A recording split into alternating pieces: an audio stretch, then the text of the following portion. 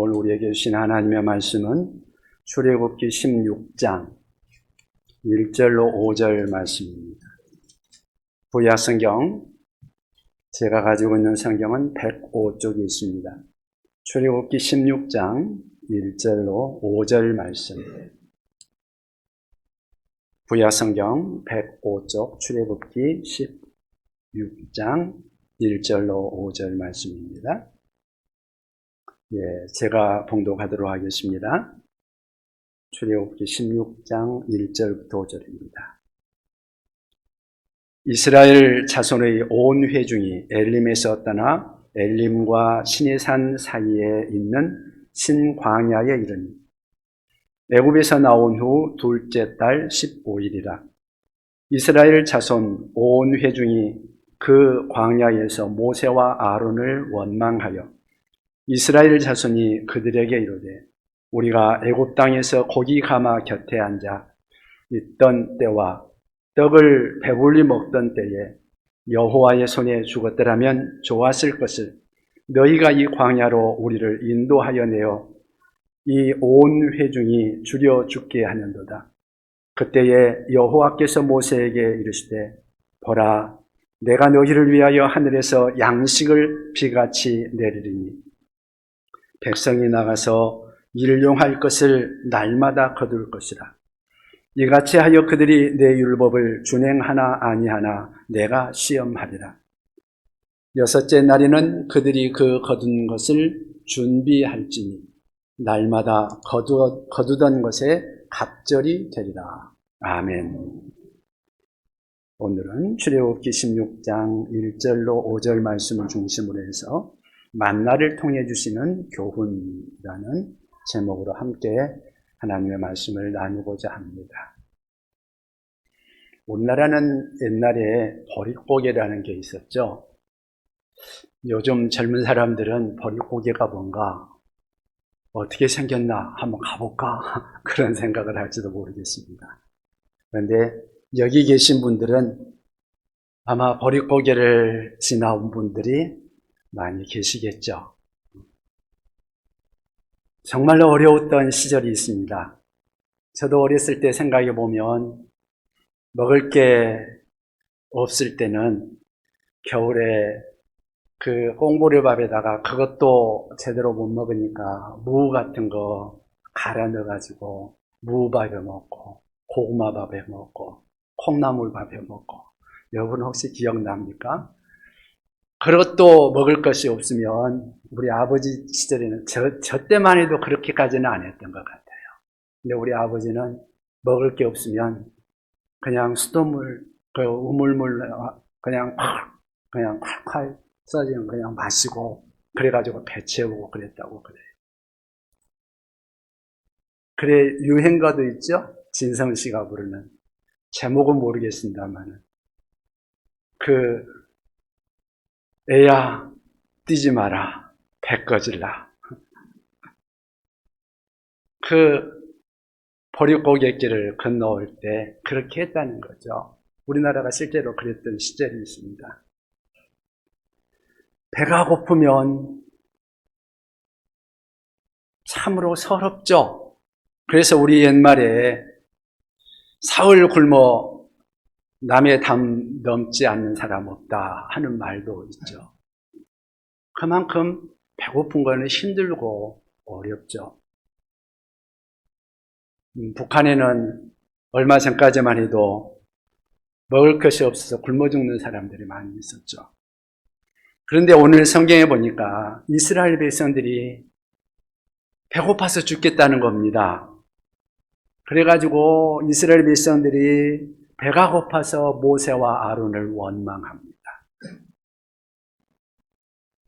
2절을 보니까 2절에 그 내용을 뭐라고 말하냐면 이스라엘 자손 온 회중이 이 광야에서 모세와 아론을 원망하여, 그곳이 어딘가 하면 신광야라는 곳입니다.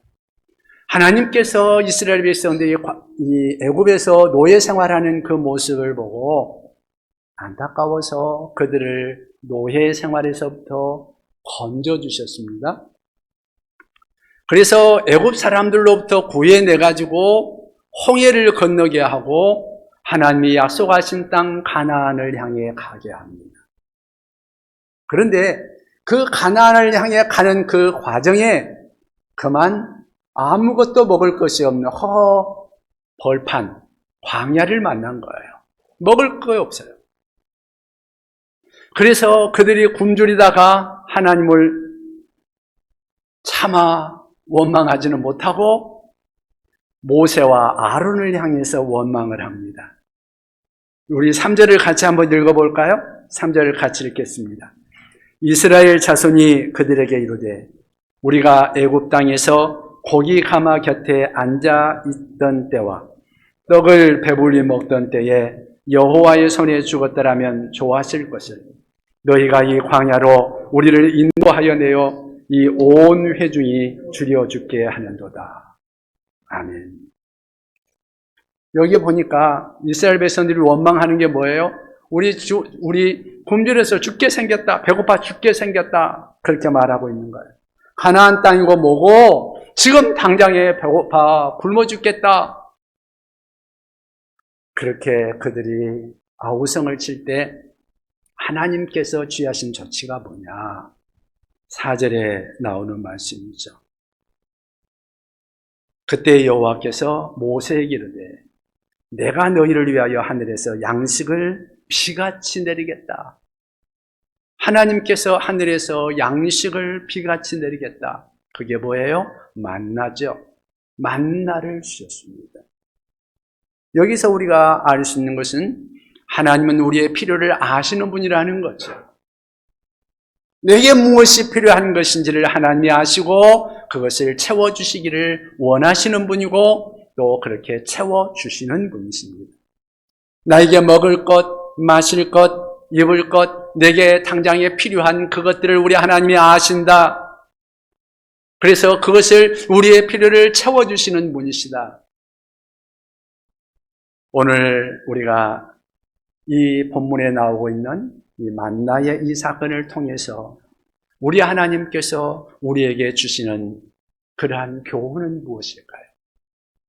이 사건을 통해서 우리 하나님께서 우리에게 말씀하시고자 하는 그 말씀은 과연 무엇일까요? 오늘 이 시간 우리 각 사람의 그 심령을 통하여 우리 하나님이 뭐라고 말씀하시는지 그 말씀을 여러분들이 들을 수 있기를 바랍니다.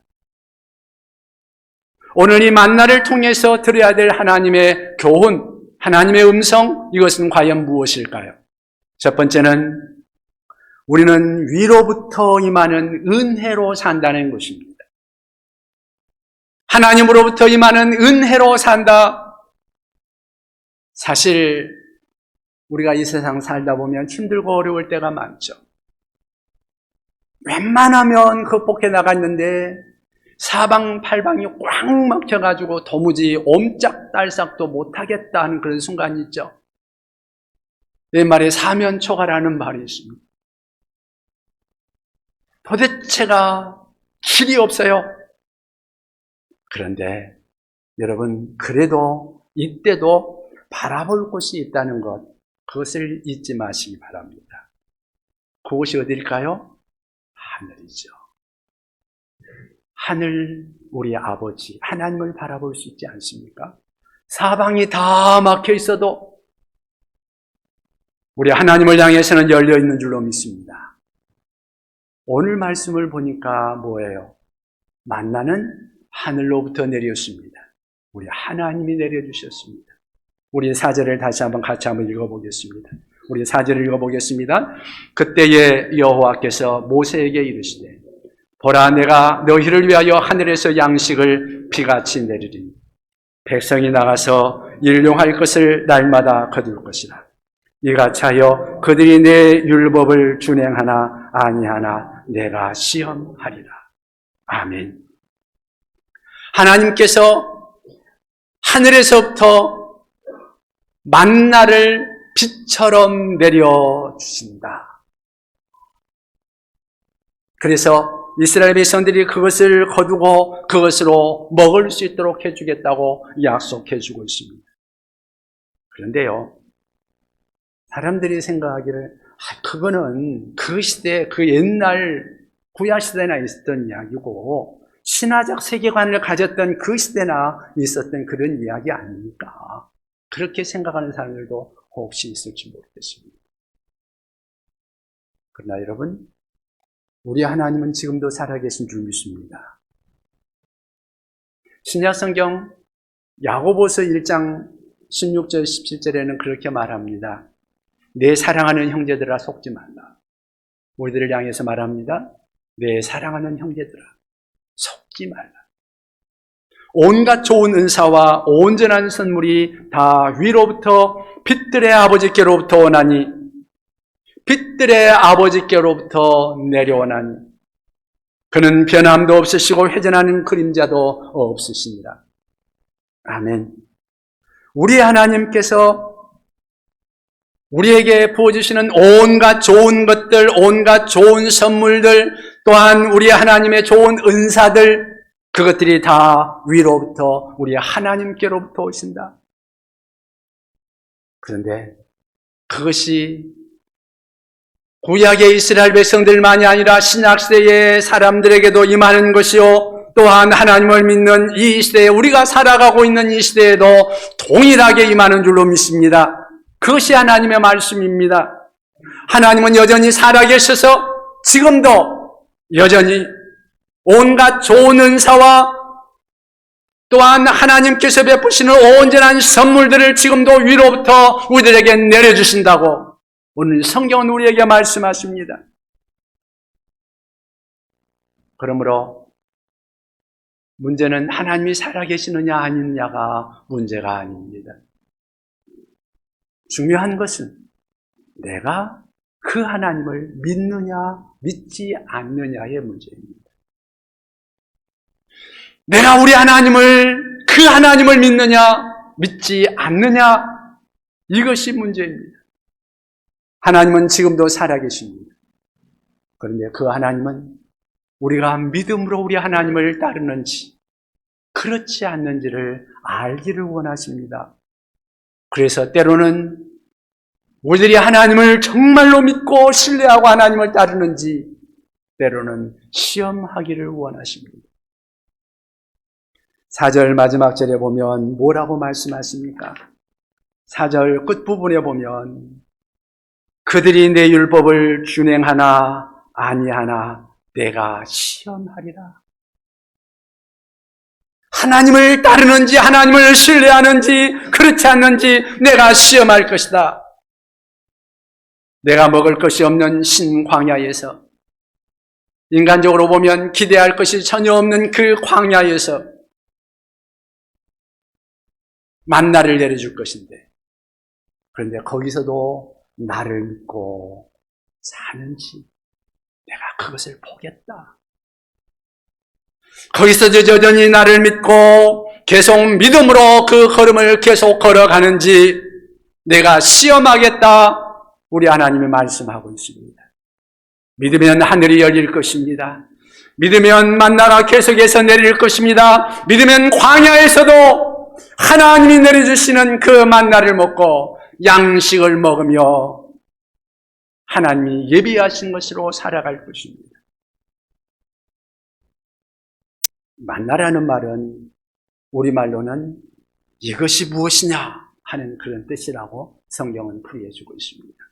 생각지도 못했던 놀라운 것이 그냥 나타나니까 그냥 이게 웬 떡이냐 하면서 이게 뭐야? 하면서 거둔 거죠. 그래서 그 양식의 이름을 만나라고 한 겁니다. 여러분, 믿는 자에게는 지금도 구약시대의 이스라엘 백성들이 내리던 만나, 그 만나의 은혜가 오늘 우리들에게도 하나님의 은혜로 임하는 줄로 믿습니다. 믿는 자들에게는 변함없이 위로부터 내려주시는 은혜가 임하여서 하나님이 베푸신 그 은혜로 이 땅을 살아갈 수 있게 하신다는 말입니다.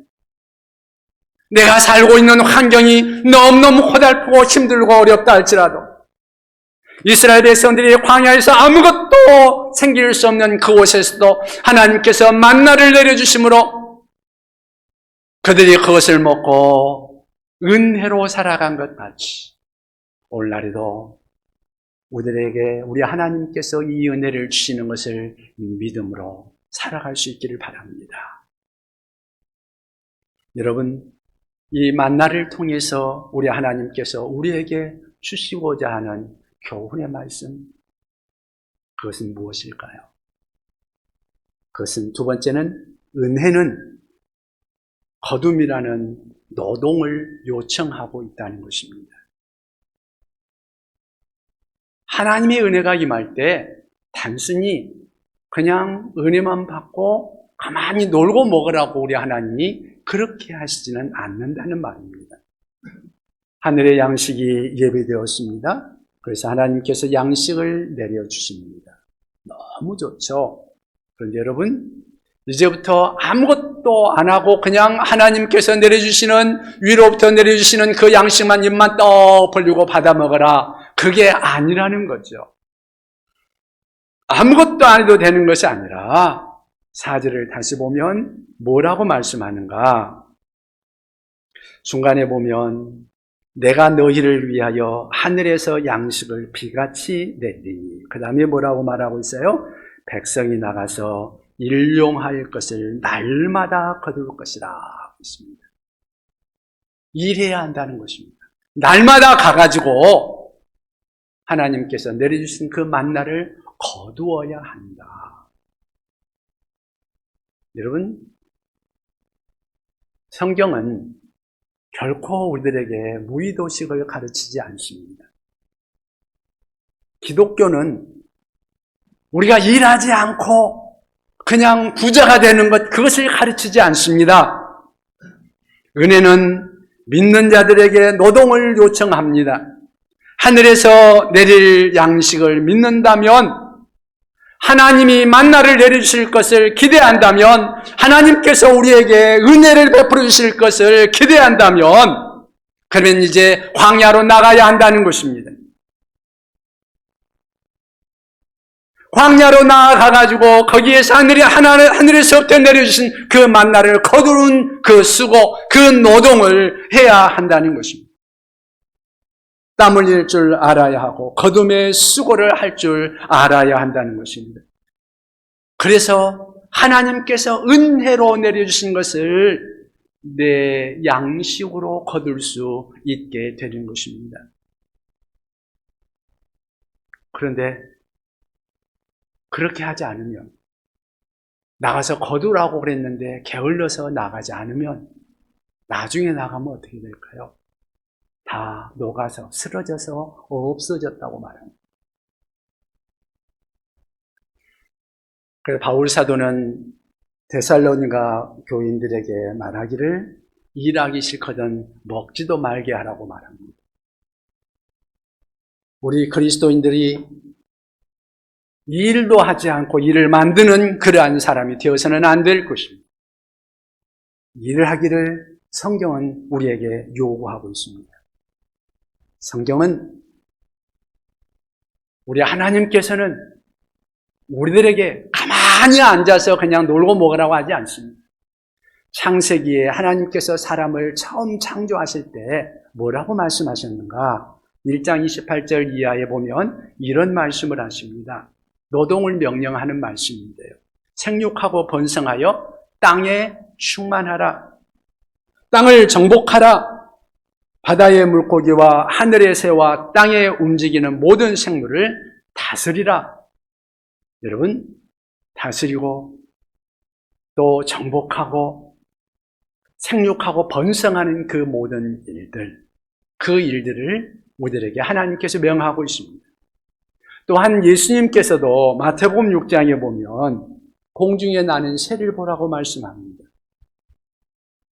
하나님께서 그 참새 한 마리도 먹이지 않느냐고 말씀하시는데, 여러분, 참새가 가만히 있나요? 새들이 가만히 있나요? 공중 나는 새를 보라고 말을 했습니다. 가만히 앉아서 먹고 있는 새를 말하는 것이 아니라 공중 나는 새를 보라. 열심히 먹을 것을 찾고 날아다니고 있는 날개짓을 하고 있는, 부지런히 활동하고 있는 그것을 말하고 있습니다.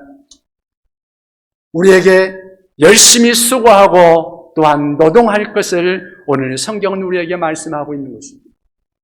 그래서 이 기독교 복음이 들어간 곳에는 이 신앙이 심어진 나라들마다 노동을 천시하지 않습니다. 죄악시하지 않습니다.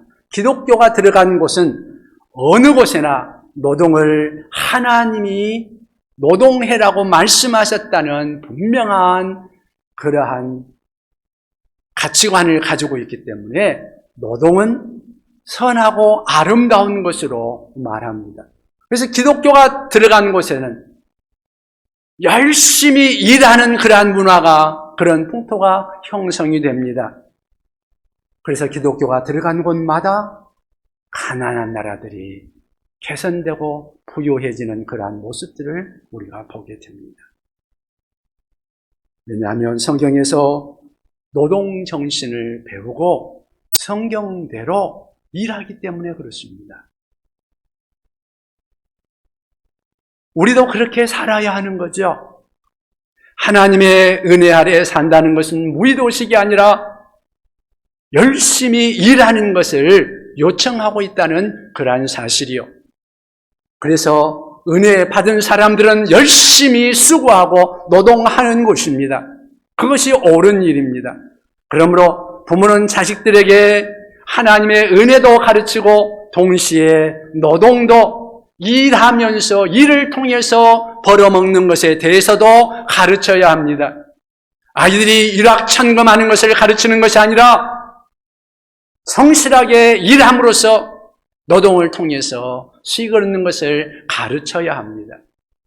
정부는 복지 혜택도 잘 해줘야 하지만 노동을 할 수 있는 환경도 만들어 주어야 할 것입니다. 노동자들은 정당한 임금을 받는 것도 중요하지만 자기 의무도 자기가 해야 될 그 일들도 땀 흘려서 일할 줄 아는 그러한 자세도 필요할 것입니다. 그런 모습들이 건강한 사회의 모습이죠. 풍성히 주시는 하나님의 은혜, 그것을 기대한다면 우리가 부지런히 또한 나가서 일하는 것도 함께 따라와야 한다는 것입니다. 그러므로 우리 믿는 자들은 게으르지 말고 항상 부지런히 우리 하나님의 은혜를 사모하며 열심히 살아갈 수 있는 우리가 될 수 있기를 바랍니다. 여러분, 만나를 통해서 들어야 할 하나님의 음성, 또 다른 교훈은 무엇일까요? 세 번째는 노동이라는 균형을 동반해야 한다는 것이죠. 노동에는 안식이라는 균형, 노동과 안식, 이것이 균형을 이루는 그러한 삶이 우리에게 필요합니다. 삶이란 사실은 좀 어느 한쪽으로 치우치지 않고 균형 잡혔을 때, 그때 그 삶이 흔들리지 않고 잘 건강하게 살아갈 수 있죠. 그래서 삶의 지혜란 균형 잡힌 삶이라고 말할 수 있을 거예요. 성경적으로 말을 하면 좌로나 우로나 치우치지 않는 거죠. 죽으라고 일만 하면 되는 것이 아니라 일하면서 때로는 쉬어주어야 한다는 거죠. 적절하게 일과 쉼이 균형을 이루어야 하는 것입니다. 본문을 보면은요, 만나를 거두는데 얼마 동안 거두라고 말하고 있어요? 6일 동안 거두라고 말합니다. 그리고 6일째는 그 다음날 것까지 함께 거두라. 그리고 7일째는 쉬어라. 그렇게 말씀하고 있습니다. 노동 못지않게 쉬는 것도 중요하다고 말씀하고 있는 것이죠. 여러분, 하루 더 일하면 그만큼 이익이 더 많을 것 같죠? 생각하면 그럴 것 같습니다. 그런데 꼭 그렇지만은 않다는 거죠. 공산주의자 레닌이 7일이라고 8일째 쉬게 했더니 생산성이 30%가 추락했다고 그러죠. 프랑스 혁명 때 9일을 일하고 10일째 쉬게 했더니 40%가 추락했다고 그러죠. 영국의 로얄 아카데미에서 실험을 했는데 3일 일하고 쉬게 해보고 5일 일하고 쉬게 해보고 10일 일하고 하루 쉬게 해봤는데 그 중에서 6일 일하고 하루 쉴 때가 가장 생산성이 높았다고 합니다. 근데 요즘 우리나라는 5일 일하고 이틀 쉬죠. 사실 저는 꼭 성경적인 그러한 제도는 아니라고 생각을 합니다. 그런데 우리 사회가 그렇게 흘러가는 상황이니까 우리는 그리스도인들은 이 사회 속에 살아가면서 이 환경에 적응하는 것도 필요하겠죠. 5일간 열심히 일하고 또 토요일 날은 좀 쉬고 주일 날은 나와서 하나님께 봉사하고 하는 것도 좋은 일이 아니겠는가 그렇게 생각을 해봅니다. 그러니까 이런 5일만 일하는 시대에도 어떤 사람은 일주일 내내 쉬지 못하고 일하는 사람도 또 우리 중에는 있을 거예요. 그런데요, 우리 창조의 원리를 범하면 어떤 식으로든 탈로가 날 수 있습니다. 하루 더 벌어서 돈 좀 벌었는가 하는데 그것이 병원비로 나갈 수도 있고요. 또 사고 나가지고 사고 수술비로 나갈 수도 있고요. 이래저래 다른 이유를 알 수 없는 다른 이유로 돈이 나갈 수 있다는 사실을 우리가 알아야 합니다. 그래서 25절에는 뭐라고 말씀하는가 하면 16장 25절에 모세가 이르되 오늘은 그것을 먹어라. 오늘은 여호와의 안식일인즉 오늘은 너희가 들에서 그것을 얻지 못하리라. 들에서 그것을 얻지 못하리라. 얻지 못하는 날도 있다는 겁니다. 그러니까 쉬어라.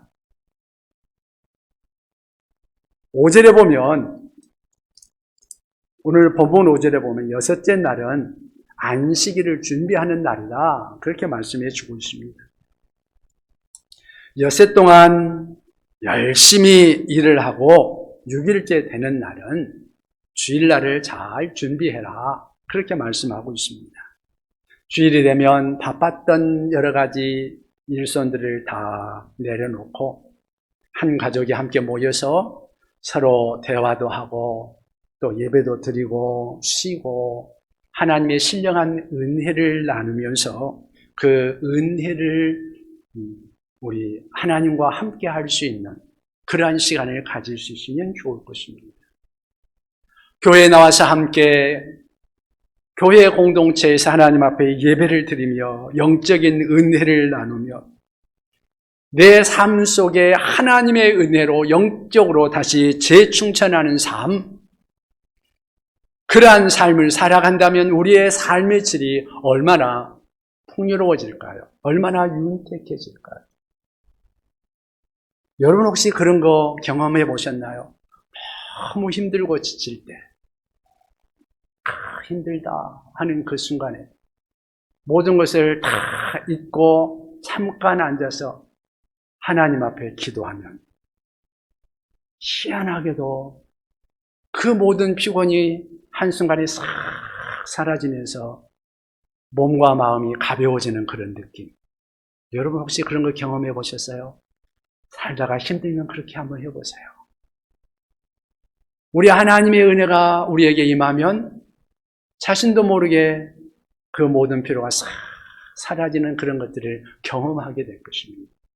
주일날 여러분들이 하나님 앞에 나와서 예배하며 하나님의 도우심을 구할 때 여러분들이 평소에 경험하지 못했던 하나님의 은혜가 여러분들에게 임하며 그러면서 여러분에게 새로운 삶의 활력을 우리 하나님이 부어주심으로 삶의 활력을 공급받을 수 있다는 사실입니다.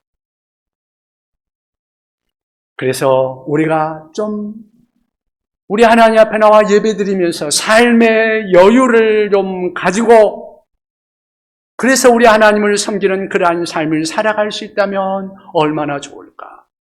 저는 여러분들이 그렇게 살아가는 것이 하나님의 창조의 질서를 따르는 것이요 우리 하나님께서 우리를 향하여서 기뻐하시는 일이요, 내 삶에 새로운 활력을 얻는 그러한 삶인 줄을 믿고 우리 하나님을 섬길 수 있기를 바랍니다. 여러분, 하나님께서 이 만나를 통해서 우리에게 주시는 교훈, 이 만나를 통해서 들어야 될 하나님의 음성은 무엇일까요? 네 번째, 마지막으로, 은혜와 거둠은 나눔의 책임을 요청하고 있다는 사실입니다. 하나님의 은혜로 우리가 무엇인가를 거두었다면 또한 거기에 대해서 책임도 따르는 것을 우리는 기억할 필요가 있습니다. 지금 이스라엘 백성들이 광야에서 열심히 만나를 거두고 있습니다. 열심히 거두었습니다. 이때 열심히 거두다 보면 이 사람 저 사람 거두다 보면 그 안에서 일어날 수 있는 상황이 뭘까요? 그 중에는 많이 거두는 사람도 생길 것이고 그 중에는 적게 거두는 사람도 생길 것입니다.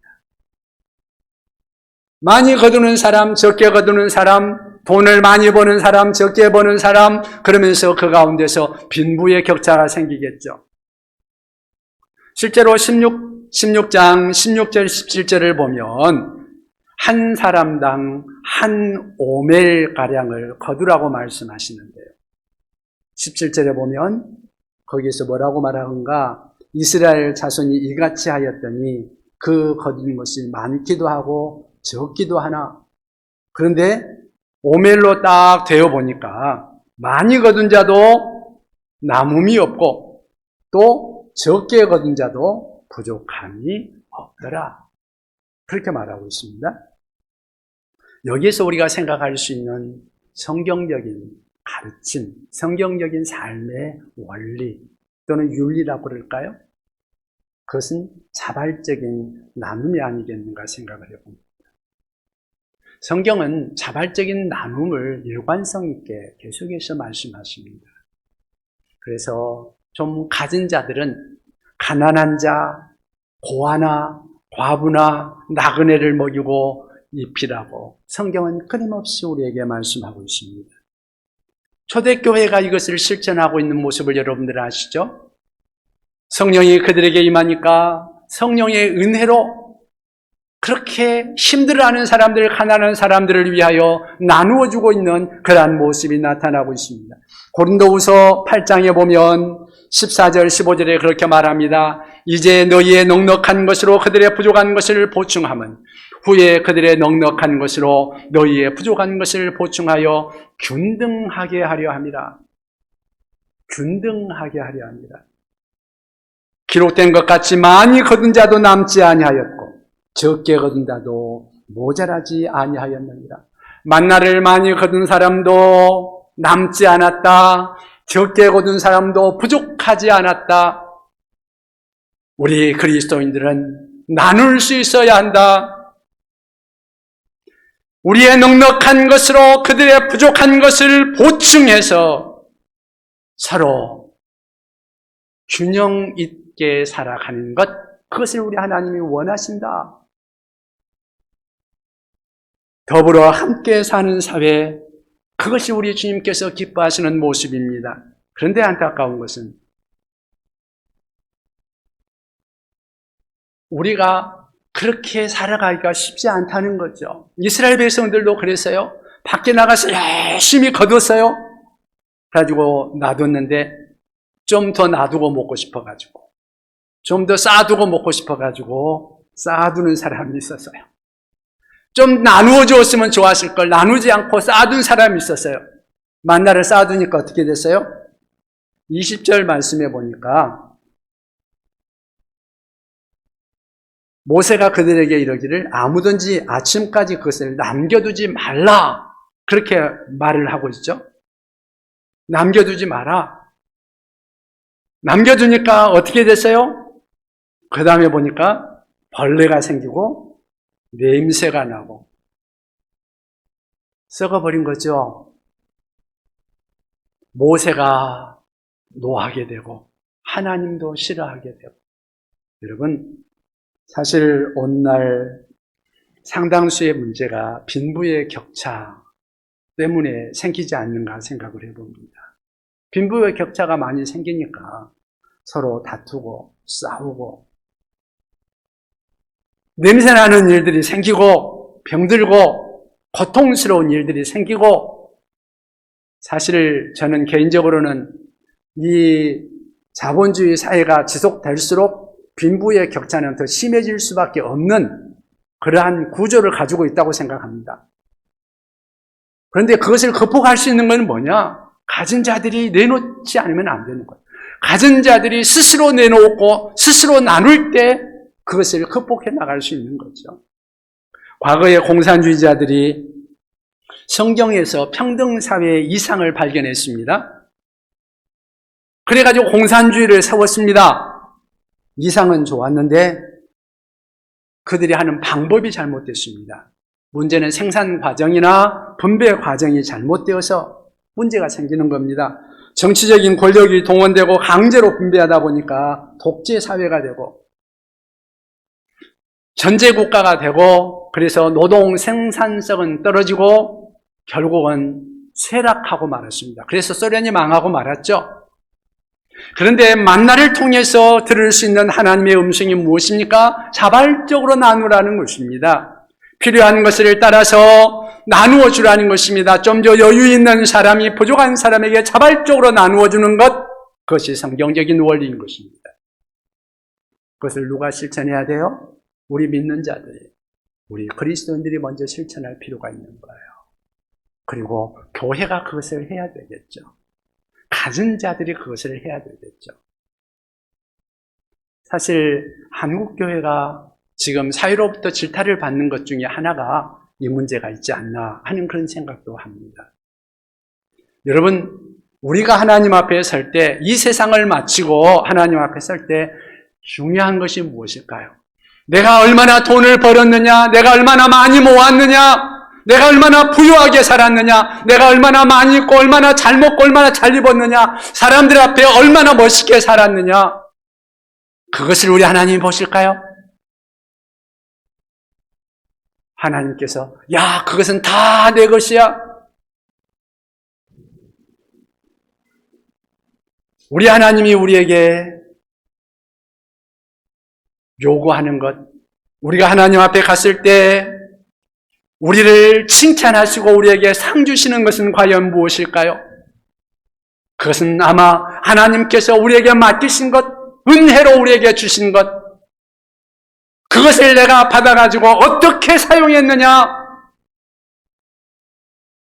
하나님이 내게 은혜로 주신 것을 가지고 내가 그것을 가지고 무엇을 했느냐? 누구와 나누었느냐? 그것을 정말 얼마나 하나님 나라를 위해서 남겼느냐? 얼마나 잘 썼느냐? 얼마나 많은 사람들을 살렸느냐? 그것을 우리 하나님께서 보시지 않을까요? 거둠에는 나눔의 책임이 따른다는 것을 우리가 기억하고 나누는 일에도 우리가 함께 있으면 좋겠습니다. 오늘 말씀을 한번 다시 정리해 보겠습니다.